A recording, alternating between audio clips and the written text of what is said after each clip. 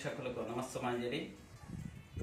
ఉగాది పర్వదిన సందర్భంగా శుభకృతు నామ సంవత్సర శుభాకాంక్షలు తెలియజేస్తూ ఈ సంవత్సరం మన శుభకృతు నామంగా చెబుతున్నటువంటి ఈ సంవత్సరాన్ని సకల శుభాలు ఇచ్చేదిగాను, అనేక పాడి పంటలు సస్యశ్యామలం వృద్ధిగా ఉండేట్టుగాను ఈ సంవత్సరానికి నామంగా చెప్పబడింది. అంటే శుభాలు ఇచ్చేది కాబట్టి. అట్లాగే ప్రతి సంవత్సరం కూడా మనం ఉగాది జరుపుకుంటూ ఉంటాం. ఉగాది జరుపుకోవటం దేనికోసం చేస్తున్నాం అంటే, మన పూర్వులందరూ కూడా సంవత్సరాదిగా చెప్పబడుతున్నటువంటి ఈ ఉగాదిని, ఈ ఆరంభాన్నే క్రొత్త సంవత్సరం అని పాటిస్తూ ఉంటారు. కారణం ఏంటంటే, ఇవి ప్రకృతిలో వచ్చేటువంటి అనేక రకమైనటువంటి మార్పులు, గ్రహాల్లో స్థితిగతుల మార్పులు, మానవుని యొక్క జీవన విధానంలో మార్పులు, ఇవన్నీ కూడా ఇప్పుడు వచ్చేటువంటి సంవత్సరంలో, నూతన సంవత్సరంలో మనకు కనిపిస్తాయి. అవే మన కళ్ళ ముందు కనపడుతూ ఉంటాయి. ఇటువంటి నూతన సంవత్సరాన్ని ఉగాదిగా మనం పూర్వులు యుగానికి ఆదిగా కలదని కాబట్టి ఉగాది అని నామాంతరంగా వస్తూ ఉగాదిగా మారింది. ఈ ఉగాది రోజున మనం ప్రత్యేకించి ఈ పంచాంగ శ్రవణం అనేది మాత్రం తప్పనిసరిగా వినాలి. ఎందుకంటే ఈ పంచాంగ శ్రవణం వింటే అనేక రకమైనటువంటి ఫలితాలు ఉంటాయి. అందులో వినకుండా పోతే అనేక రకమైన నష్టాలు కూడా ఉంటాయి. ఇది తప్పనిసరిగా వినవలసింది. అందరు మానవాళి కూడా అందరికి అవసరమైంది. అందులో మనం భారతీయులందరూ కూడా ఇది సనాతనంగా వస్తున్నటువంటి సాంప్రదాయం కూడా. వింటేనే దీని ఫలితం అనేది ఉంటుంది. అంటే మిగతా రోజుల్లో వింటే ఫలితం ఉంటుందా లేదా అని చెప్పేసి అందరికి అనుమానం రావచ్చు. మిగతా రోజుల్లో వింటే దానికంటే ఇవాళ వింటేనే అత్యధికమైనటువంటి ఫలితం ఉంటుంది. 100% ఈ రోజున వింటేనే దీని ఫలితం ఉంటుంది. అంటే ఎందుకంటే ఆరంభంలో వచ్చినటువంటి ఈ యొక్క నవనాయకుల ఫలాన్ని, యొక్క పంచాంగ శ్రవణాన్ని గనక వింటే దానికి చెప్పాడు స్త్రీ కళ్యాణ గుణావహం అన్నాడు. అంటే సకల శుభాలు ఇచ్చేటువంటిది. రిపుహరం అంటే శత్రువులు నివారణ చేసేది, మనకి దుస్వప్నాలు వస్తున్నాయి, దుస్వప్నాల దోషాలు పోగొట్టేది. గోదానం చేస్తే ఎటువంటి ఫలితం వస్తుందో గోదానం చేసినటువంటి ఫలితాన్ని ఇచ్చేది. గంగా స్నానం చేస్తే గంగా స్నాన ఫలితం మనకి ఎటువంటి పుణ్యఫలాన్ని ఇస్తుందో అటువంటి పుణ్యఫలాన్ని ఇచ్చేటువంటిది. ఆయుష్ని దృఢపరిచేది, అంటే దీర్ఘాయుష్యునిగా మనని జీవింపజేసేటువంటిది. అంటే దీర్ఘాయుష్ అంటే ఏంటి, మనం సకాలంలో మన ఆయుష్ ఉన్నంత వరకు కూడా మనం జీవిస్తూ ఉంటాం. కానీ ఆయు యొక్క ప్రమాణం తగ్గితే అకాలం, అపమృత్యు దోషం వల్ల మనకి సకాలమైనటువంటి మరణం కాకుండా అకాలమైన మరణాలు వస్తాయి. అంటే అకాలమైన మరణాన్ని నివారణ చేసేది అని చెప్పాలి. అనేక కార్యక్రమాలను శరీరానికి చేసుకుంటూ ఉంటామండి. శారీరక సంస్కారాలు అంటారు. ఈ శారీరక సంస్కారాలకి జాత అంటే పుట్టిన దగ్గర నుంచి మనిషి మరణించేంత వరకు కూడా షోడశ కర్మలు అంటే 16 రకాలైనటువంటి ఉంటాయి. ఇవి 16 కర్మలు కూడా చేయాలంటే పంచాంగాన్ని ఆధారం చేసుకొని మనం చెయ్యాలి కూడా. ఇది హైందవ సాంప్రదాయంలో ఉన్నటువంటి గొప్ప విషయం. మనకు ఋష్యాదులు అందించినటువంటి మహత్కృష్టమైనటువంటి గ్రంథం అని శాస్త్రం కూడా చెప్పుకోవాలి మనం. అట్లాగే ఈ పంచాంగ శ్రవణం వింటేనే ఇటువంటి ఫలితాలు ఉంటాయి. పంచాంగ శ్రవణం చేస్తూ ఈ ఉగాది రోజున షడ్రుచులతోటి ఉన్నటువంటి ఆ పచ్చడి అనేది ఉంది, ఉగాది పచ్చడి. ఆ ఉగాది పచ్చడిని కూడా సేవించాలి మనం. ఉగాది పచ్చడిని కనుక తింటే మన జీవితంలో ఉండేటువంటి 6 రకాలైనటువంటి తీపి, చేదు, వగరు ఇవన్నీ కూడా మన జీవితంలో ఎప్పుడు కూడా వస్తూ ఉంటాయి. వాటన్నిటిని కూడా నివారణ చేసేందుకు కాను వాటన్నిటికీ ప్రతీకలుగా ఇవి చెప్పబడింది. అంటే చేదు, పులుపు, కారం, ఉప్పు ఇవన్నీ 6 రుచులుగా మనకి చెప్పబడుతూ ఆ రోజు మనం ఇవన్నీ కూడా తీసుకుంటే ఇవి మన జీవితంలో ఎప్పుడు కూడా వచ్చినా కూడా మనం దాన్ని నివారణ చేసుకునేందుకు గాను యుగానికి ఆదిగా ఉగాది రోజునే మనం అది స్వీకరిస్తే ఆ ఫలితం అనేది మనకి ఏమాత్రం కూడా దక్కకుండా అదే మనకి ఆ ఫలితం అనేది మనకి ఎదుర్కోవటానికి మనం సమర్థులుగా ఉన్నాము అనే ప్రతీకగా చెప్పబడుతుంది. అట్లాగే మన శరీరంలో ఉండేటువంటి ఈ రోగాలు కలిగించేటువంటి అనేక రకమైనటువంటి సూక్ష్మజీవులు కానీ అన్నభుక్కులు అంటే మన శరీరం మీద ఆధారపడి ఉండేటువంటి అనేక రకమైన జీవులు కానీ ఇవన్నీ మనకి మంచి చేసే ఉంటాయి, చెడు చేసే ఉంటాయి. చెడు చేసే వాటిని నివారణ చేస్తుంది ఔషధంగా పనిచేసి. అందుకని ఇవి 6 రకాలైనటువంటి రుచులతోటి మనకి జీవన విధానంలో పెట్టి మన ఋష్యాదులందరూ కూడా ఉగాది రోజునే ఉగాది పచ్చడి తినాలి తప్పనిసరిగా. అంటే అది కూడా స్నానం చేసి నూతన వస్త్రాలను ధరించి చక్కగా తిలకాన్ని పెట్టుకొని దేవాలయానికి వెళ్ళి మనం భగవంతుడి యొక్క పూజ చేయించుకొని ఆ ప్రసాదాన్ని తీసుకుంటే ఆ రోజు ఆ ఉగాది రోజున ప్రారంభించినటువంటి సంతోషకరమైనటువంటి ప్రారంభం సంవత్సరాంతం వరకు కూడా మనకి అట్లాగే కొనసాగుతుంది అని మన పూర్వీకులు చెప్పినటువంటి మహోత్కృష్టమైనటువంటి సందేశం ఇది. అట్లాగే ఈ ఉగాది రోజున మనం పంచాంగ శ్రవణం చేస్తూ ఉంటాం. ఈ పంచాంగ శ్రవణం చాలా ముఖ్యమైనది. ఈ పంచాంగ శ్రవణాన్ని గనక చేసినట్టయితే మనకి నవనాయకులకు అనుగ్రహం ఉంటుందంటే నవగ్రహాల యొక్క అనుగ్రహం ఉంటుంది. నవగ్రహాల యొక్క స్థితిగతులను బట్టి ఈ సంవత్సరం మనకి ఈ విధంగా ఉండబోతుంది. ఆ యొక్క ప్రభావం మన దేశం మీద కానీ, మన రాజ్యం మీద కానీ, మన ప్రజల మీద కానీ, మన మీద కానీ ఏ రకమైన ఫలితాలు సంభవిస్తున్నాయి ఆ విషయాలను కూడా చక్కగా చెప్పుకుంటూ ఈ సంవత్సరం మనకి చెప్తూ ఈ శుభకృతో నామ సంవత్సరమైనటువంటి నామం కలిగినటువంటి ఈ రోజున ఈ సంవత్సరానికి ఈ రోజున ఉగాది రోజున మనం చెబుతూ నవనాయకుల ఫలాన్ని చెబుతూ ప్రారంభిస్తూ ఈ యొక్క సంవత్సరాన్ని ప్రారంభం చేస్తూ ఉగాది రోజున వినాల్సినటువంటి పంచాంగాన్ని మనం ఇప్పుడు చెప్పుకుందాం. ఈ సంవత్సరం రాజు నీరసాధిపతి కూడా శని, మంత్రి కూడా గురువయ్య నాడు, సైన్యాధిపతి గురువు, అర్ఘ్యాధిపతి మేఘాధిపతి బుధుడు, సస్యాధిపతి మరి రవి, ఇట్లా ధాన్యాధిపతి శుక్రుడు, రసాధిపతి కుజుడు ఒకటి చేత మనకి ఎటువంటి ఫలితాలు వస్తున్నాయి. యొక్క నవనాయకుల్లో 5గురి ఆధిపత్యం శుభ్రంగానే ఉంది, 4గురికి ఆధిపత్యం అనేది అశుభ్రంగాను ఈ సంవత్సరం ఉంది. కాబట్టి ఈ రాజకీయంలో ఉన్నటువంటి వారికి భయాందోళన కలగటం, తర్వాత రాజకీయ ఒడిదుడుకులైనటువంటి ఎదుర్కోవటం, మానసికంగా మనుషుల్లో ధైర్యాన్ని కోల్పోవటం, యుద్ధాలు ఇవన్నీ జరిగేటువంటి సూచనలు కలుగుతున్నాయి. ఈ ప్రజలకు ఇచ్చినటువంటి వాగ్దానాలు నెరవేర్చడం కోసం రాజకీయ నాయకులు అనేక రకమైనటువంటి తంటాలు పడేటువంటి అవకాశాలు ఉన్నాయి. అట్లా ఈ సంవత్సరం అవి నెరవేర్చలేక ఉక్కిరి బిక్కిరేటువంటి పరిస్థితులు ఈ రాజకీయ నాయకులకి ఈ సంవత్సరం ఎదురయ్యేటువంటి పరిస్థితులు. అట్లా చేపట్టిన పనులను కూడా ప్రజల మీద ప్రజలకు నెరవేర్చలేక అధికారులు ఈ కట్టుదిట్టమైన సూచనలు వీటన్నిటి కూడా నివారణ చేసి చర్యలు కూడా చేయడానికి అవకాశాలు ఉన్నాయి. ఎక్కువ కాలం కలకాలం లేకుండా ఈ కేసులు ఉంటాయి కదా, ఎక్కువ కాలం ఉన్నటువంటి కేసులు పెండింగ్ తోటి ఆ కేసులన్నీ కూడా త్వరగా నెరవేర్చి ఆ కేసులు ఒక కొలిక్కి తీసుకొచ్చేటువంటి పరిస్థితులు కూడా కోర్టు అంతా కూడా తీసుకోవడానికి అవకాశాలు ఉన్నాయి. న్యాయ వ్యవస్థలు చాలా ప్రతిష్టవంతంగా నెరవేరుస్తుందని చెప్పి కూడా చెప్తున్నారు ఈ సంవత్సరం.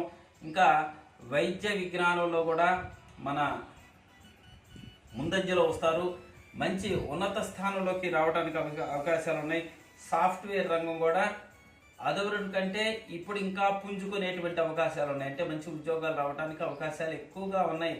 అట్లాగే ఈ సంవత్సరం కంప్యూటర్లో ఉన్నటువంటి వారికి ఉద్యోగంలో మంచి ఉద్యోగాలు వచ్చి నిరుద్యోగ సమస్య అనేది కొంతవరకు మెరుగుపడటానికి అవకాశం ఉంది ఈ నవనాయకుల యొక్క ఫల ప్రభావం చేత. అట్లాగే మత కలహాలు, తర్వాత మాదక ద్రవ్యాలు, స్మగ్లింగు, అసాంఘిక కార్యక్రమాలు ఇవన్నీ కూడా అణచివేయబట్టానికి ఎక్కువగా అవకాశాలు ఉన్నాయి. సరిహద్దు ప్రమాదాలు, వీటన్నిటి కూడా అక్రమ దాడులు, అల్లకల్లోలాలు, రక్షణ శాఖ అతి కీలకమైనటువంటి వ్యవహారాన్ని పోషించి వాటిని సమర్థవంతంగా అణిచివేసేటువంటి పరిస్థితులు ఈ యొక్క సంవత్సరం ఉంది. అట్లాగే స్త్రీలకు సంరక్షణ కలిగించి వారికి మంచి ప్రాధాన్యత ఇచ్చేటువంటి అవకాశాలు ఉన్నాయి. ఈ సంవత్సరం స్త్రీలకు ప్రాముఖ్యత ఎక్కువగా ఉంటుంది. అట్లాగే ఈ సంవత్సరం స్త్రీలకు మంచి మంచి ఉన్నతమైనటువంటి పదవుల్లో అధికారాలు దక్కేటువంటి అవకాశాలు కూడా ఉన్నాయని చెప్పి ఈ సంవత్సరం మనకు చెప్తుంది. అట్లాగే ఈ సంవత్సరం ఇంకా ఇనుము, పెట్రోలియం, తర్వాత యంత్రాలకు సంబంధించినటువంటివి, గృహోపకరణాలకు సంబంధించినటువంటివి, అట్లాగే పెట్రోలు, ఆయిల్, గ్యాసు ఇవి విపరీతంగా పెరుగుతాయి. ఈ యొక్క వీటి ధరలు ఆకాశాన్ని అంటేటువంటి పరిస్థితులకు వచ్చేటువంటి సూచన. అట్లా ఉల్లి, వెల్లుల్లి, టమాటా ధరలు ఇవన్నీ కూడా హెచ్చు తగ్గులుగా నడిచేటువంటి అవకాశాలు ఉన్నాయి. ఈ సంవత్సరం ఎక్కువగా ఏప్రిల్, మే, జూన్, జూలై, ఆగస్టు 2023 ఫిబ్రవరి నెలల్లో ఎక్కువ శాతం అగ్ని ప్రమాదాలు జరిగేటువంటి సూచనలు. ఇక జలప్రయాలు, ప్రళయాలు, వాహన ప్రమాదాలు, నేత్ర వ్యాధులు ఇవన్నీ కూడా ప్రజలకు సంక్రమించేటువంటి అవకాశం ఉంది. మానసికమైనటువంటి రుగ్మతలు ఎక్కువగా ప్రజలు ఎదుర్కొనేటువంటి పరిస్థితులు ఈ సంవత్సరం మనకు కనపడుతున్నాయి. వ్యక్తుల మధ్య అవగాహన లోపం, ఆకస్మికమైనటువంటి మరణాలు, రోడ్డు ప్రమాదాలు ఇవన్నీ కూడా ఈ సంవత్సరం మనం చవి చూసేటువంటి స్థితి కనపడుతుంది. అట్లాగే పశువులు మేపేటువంటి వాడు, తర్వాత బంధించేవాడు, వాటిని విడిచిపెట్టేటువంటి వాడు, పశువుల పాలకునేటువంటి వాడు బలరాముడు అగుడు చేత ఈ సంవత్సరం కూడా పశువులది బాగుంటుంది. పాడి పంటలు బాగుంటాయి. సస్యశ్యామలంగా సస్యాలు బాగా ఫలిస్తాయి. తర్వాత పాలు, పెరుగు వీటన్నిటి కూడా మంచి ధరలు వచ్చి వ్యాపారస్తులకు మంచి లాభసాటిగా ఉండేటువంటి అవకాశాలు ఈ సంవత్సరం మనకు కనబడుతున్నాయి. అట్లాగే ఆ రవి ఆరుద్ర నక్షత్రంలో ప్రవేశించి 6వ నెల 20వ తేదీ జ్యేష్ఠ బహుళ బుధవారం రాత్రి 12 నిమిషాలకి 8 గంటల 12 నిమిషాలకి అగుడి చేత వలన అధికారుల యొక్క ప్రజల్లో అభిప్రాయ భేదాలు, గొడవలు, తరచూ కూడా వర్షాలు, పంటలు వృద్ధిగా పండేటువంటి అవకాశం, సకులమైనటువంటి వర్షాలు కురిసి ఈ సంవత్సరం రాజు శని అవటం చేత ఏం జరుగుతుందంటే దొంగల భయాలు, తర్వాత ఈ యొక్క వాతావరణంలో చిన్న చిన్న మార్పులు, హింస, ప్రభుత్వమైనటువంటి పరిస్థితులు రావటం, అగ్ని ప్రమాదాలు, రోగ బాధలు ఇవన్నీ కూడా మనకి కలుగుతాయని చెప్పి సూచనప్రాయంగా చెబుతుంది. అంటే ఈ శని ఈ రాజుగా ఉండడం చేత ఈ సంవత్సరం శని రాజవుడి చేత వర్ష పరిస్థితులు ఎట్లా ఉన్నాయంటే బాగా కురిసేటువంటి అవకాశాలు ఉన్నాయి. కొంచెం వర్షం కురుస్తుంది. ఈ కొంచెం వర్షంలో కూడా 10 భాగాలు కూడా ఎక్కడ పడుతున్నాయి అంటే సముద్రం మీద పడుతుంది. తర్వాత మిగతా 8 భాగాలు కూడా పర్వత ప్రాంతాల వాటి మీద పడుతుంది. 2 భాగాలు మాత్రమే భూమి మీద వర్షించేటువంటి అవకాశం ఉంది. ఈ వర్షపాతం ఈ విధంగా ఉంటే ఈ సంవత్సరం ఏప్రిల్ 28 వరకు మకర రాశిలో సంచరించి శని కొంచెం గొల్లవాణి చేతిలో హస్తమందు ఉండటం చేత పాడి పంటలు సమృద్ధిగా పండుతాయి. తర్వాత ధాన్యాదులు ధరలు అదుపులో ఉండటానికి అవకాశాలు ఉన్నాయి అని చెప్తున్నాడు.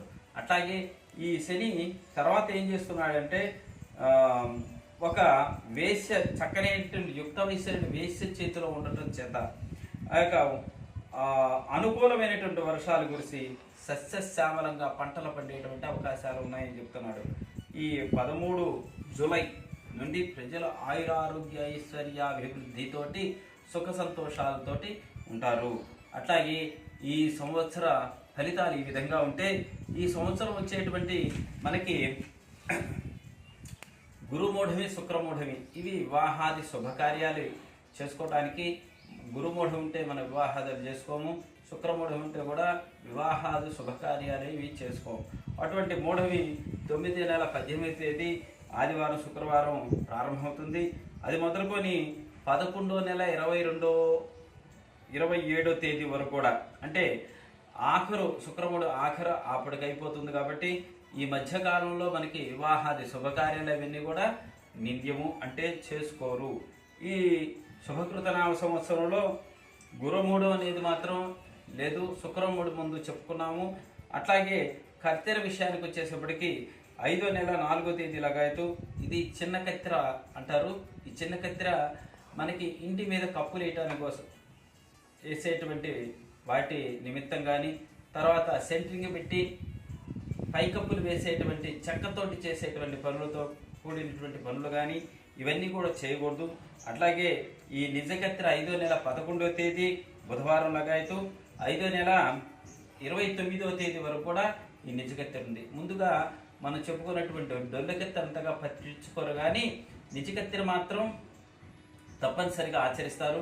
ఈ నిజ కత్తెరలో మాత్రం పై కప్పులు వేయటం కానీ, చెక్కతోటి సంబంధించినటువంటి చెత్తతోటి సంబంధించినవి కానీ, నేత వేసేటువంటి నేతకు సంబంధించినటువంటి కానీ, అంటే పై ఇంటి మీద నేత నేస్తారు, ఆ నేత నేయటం కానీ అట్లాంటి పనులు చేయకూడదు.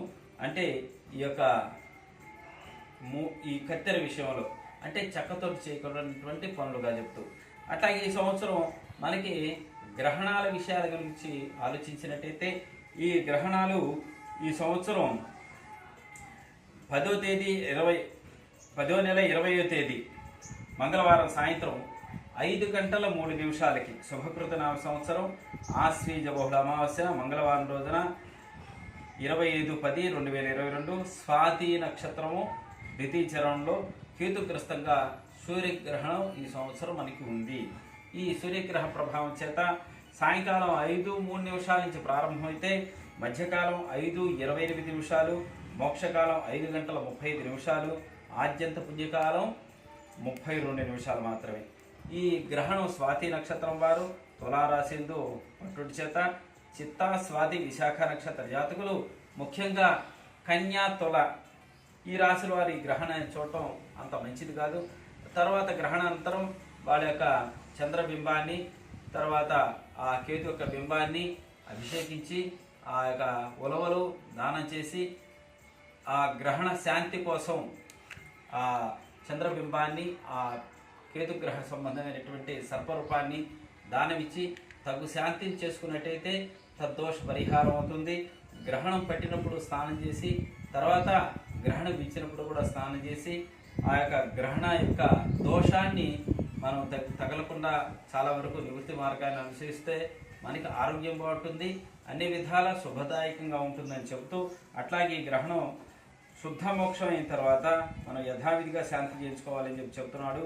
ఈ గ్రహణం రోజున కనుక యథావిధిగా గ్రహ పూర్వమే ఆ యొక్క ఏవైతే ఆబ్దికాలు అవన్నీ ఉన్నాయనుకోండి, అవన్నీ కూడా యథావిధిగా జరుపుకోవచ్చు అంటున్నాడు. అట్లాగే ఈ సంవత్సరం 11వ నెలలో 8వ తేదీన మంగళవారం మధ్యాహ్నం 2:38 నుండి ప్రారంభమై శుభకృత నామ సంవత్సరం మార్గసిద్ధ పౌర్ణమి రోజున మంగళవారం రోజున భరణి నక్షత్రంలో తృతీయ చరణమందు రాహుగ్రస్తమైనటువంటి చంద్రగ్రహణం పడుతుంది. ఈ సంవత్సరం రెండు గ్రహణాలు ఉన్నాయి.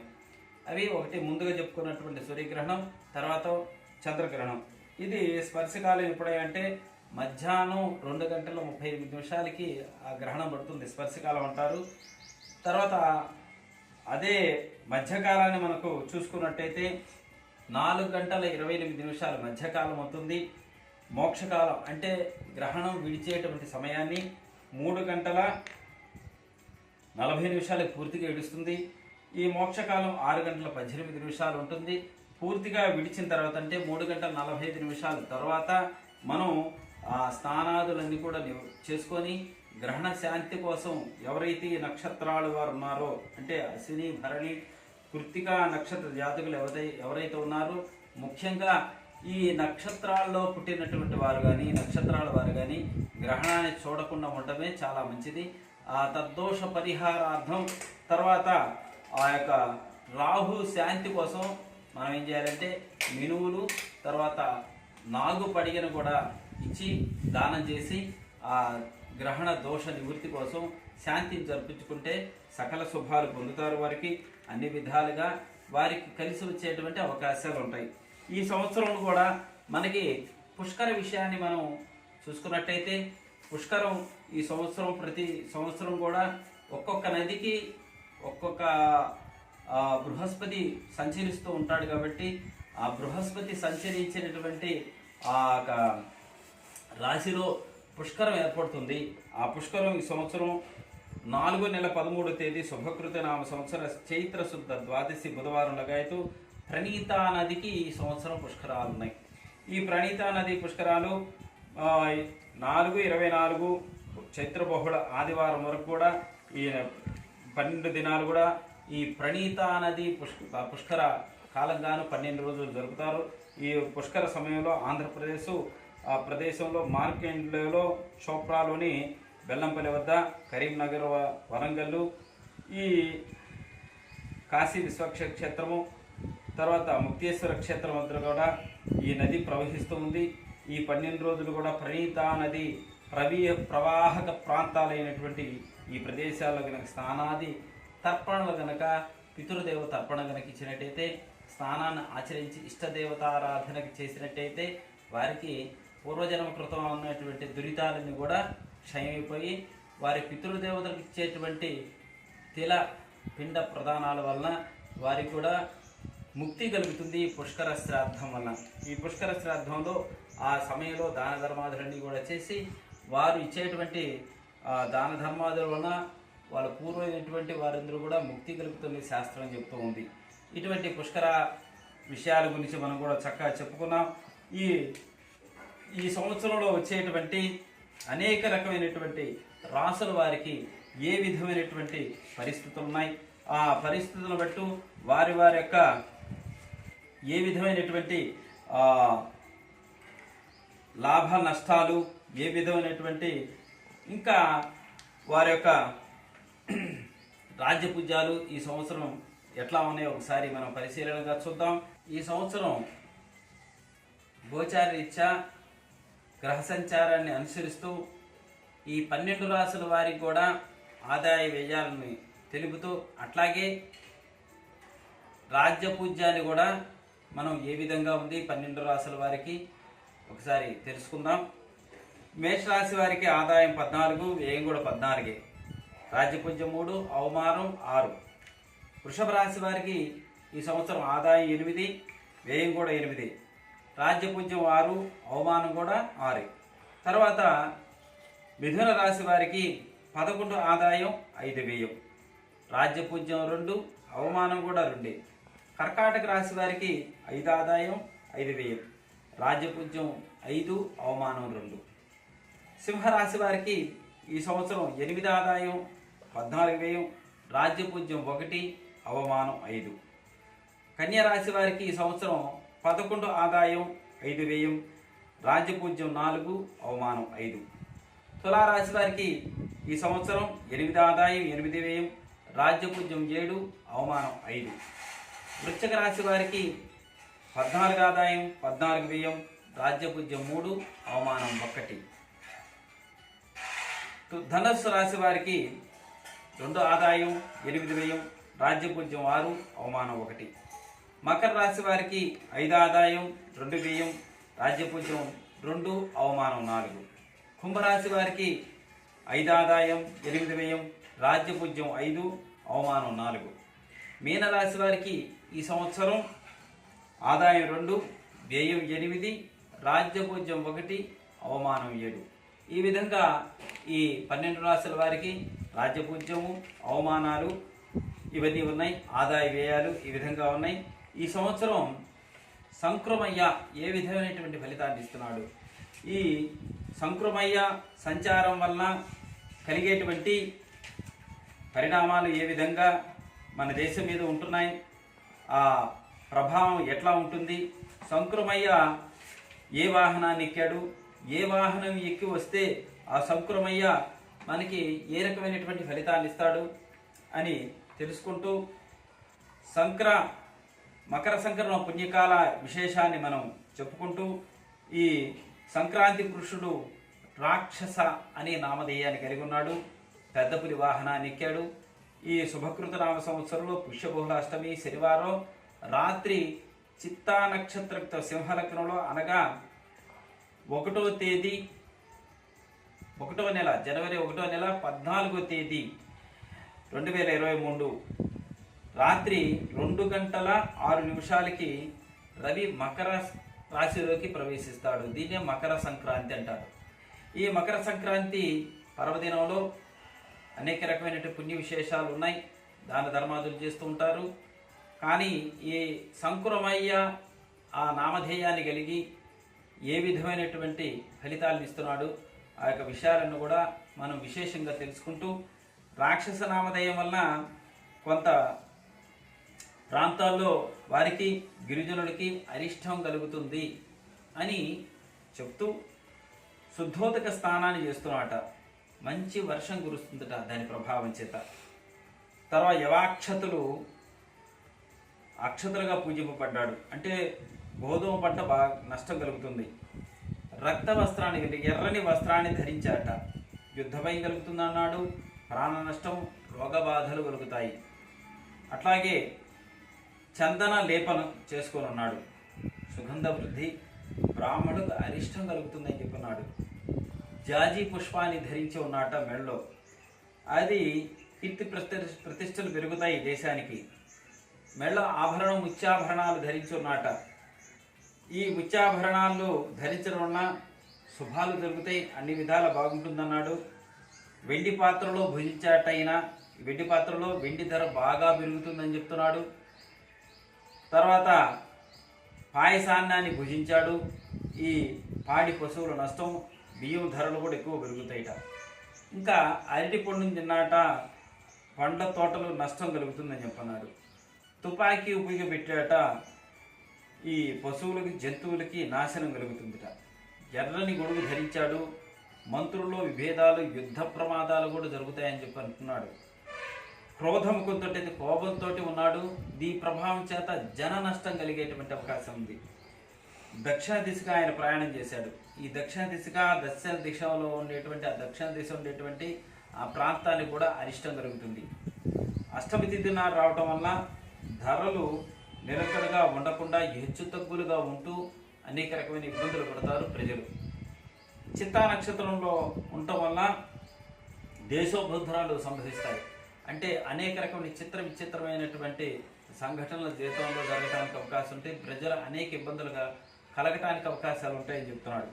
రాత్రి భాగంలో ఒకటం వలన నటీనటులకి, వ్యభిచారులకి, దొంగలకి వీళ్ళందరూ కూడా హాని కలుగుతుంది అని చెప్తున్నాడు. అంటే ఈ సంక్రమయ్య ఏ దిశలో ప్రయాణం చేస్తే, ఏ ఆహారాన్ని తీసుకుంటే, ఏ గొడుగును తెలిస్తే ఏ విధమైనటువంటి ఫలితాలు సంభవిస్తాయో ఆ ప్రభావాలను కూడా సంక్రాంతి దగ్గర నుంచి మనకి సంక్రమిస్తాయి. సంక్రాంతి నుంచి మనకి ఈ ఫలితాలను మనకి కలుగుతాయని చెప్తూ, ఈ సంక్రాంతి పుణ్యకాలంలో ఇది చాలా పవిత్రమైనటువంటి పుణ్యకాలం. ఈ సంక్రాంతి పుణ్యకాలంలో మనమందరం కూడా చక్కగా స్నానం చేసి భగవదారాధన చేస్తూ భగవత్ సాన్నిధ్యంలో వెళ్ళి స్వామికి పూజలు పురస్కారాలు అందించుకుంటే చాలా శుభము. అట్లాగే ఈ యొక్క సంక్రాంతి పుణ్యకాలంలో మన పూర్వులు ఎవరైతే ఉన్నారో మన పెద్దలందరూ కూడా తలుచుకొని వారికి పిండ ప్రదానం చేయటం, తిలతర్పణాదులు ఇవ్వటం, తర్వాత ఈ వెండి బంగారము ఇట్లాంటి ధాన్యము ఇలాంటి దానం చేయటం వల్ల సకల శుభాలు పొందుతారు, ఆయురారోగ్య అభివృద్ధి కలుగుతుంది, మనశ్శాంతి కలిగి సుఖంగా ఉంటారు. ఈ చాలా పవిత్రమైనటువంటి ఈ సంక్రాంతి పుణ్యకాలంలో ఈ పుణ్యకాలంలో చాలా మంచి ఆరోగ్యమైన ఆయుష్ను పొందుతారు. ఈ దానాలు చేయటం వల్ల పుత్రాభివృద్ధి కలిగి వంశాభివృద్ధి కలుగుతుంది. ఈ సంక్రాంతి పర్వదినంలో చేసేటువంటి దాన ధర్మాదుల వలన ఈ విధంగా ఈ సంవత్సరం నవనాయకుల ప్రభావం చేత మన శుభకృతు నామ సంవత్సర ఫలితాలను మనం సంపూర్ణంగా చెప్పుకున్నాము. ఈ శుభకృతు నామ సంవత్సర ఫలితాలను చెప్పుకుంటూ వివిధమైనటువంటి కారణాల చేత కానీ వివిధమైనటువంటి భయోత్పాతాల వలన కానీ ఈ సంవత్సరం ఆ గ్రహ సంచారాన్ని ప్రభావం చేత మనం ఈ పరిస్థితులను ఎదుర్కోబోతున్నామని చెబుతూ వాటన్నిటి కూడా రక్షించేటువంటి భగవంతుడు మన సదా రక్షించాలని భగవంతుడు ప్రార్థన చేస్తూ ఈ సంవత్సరం మనకి 12 రాసుల్లో ఉన్నటువంటి ఎవరైతే నక్షత్రాల వారు కానీ రాసుల వారు కానీ పేరు ప్రకారంగా ఉన్నటువంటి రాసుల వారు కానీ నామ నక్షత్ర ప్రకారంగా ఉన్నటువంటి వాళ్ళు కానీ మనం రాశి ఫలితాలని డప్పుషీను డివోషన్లో మనం చెప్పబడి ఉన్నాయి. వాటి మీరు కనుక విశదంగా తెలుసుకుంటూ దాంట్లో డిస్క్రిప్షన్లో ఇవ్వబడ్డాయి. వాటిని తెలుసుకుంటూ ఇంకా విశదంగా తెలుసుకుంటే దాంట్లో చూస్తే ఈ విషయాలన్నీ కూడా తెలుస్తాయి. మనం ఈ పంచాంగ శ్రవణంలో కొన్నిటిని మాత్రం మనం చెప్పగలిగాము.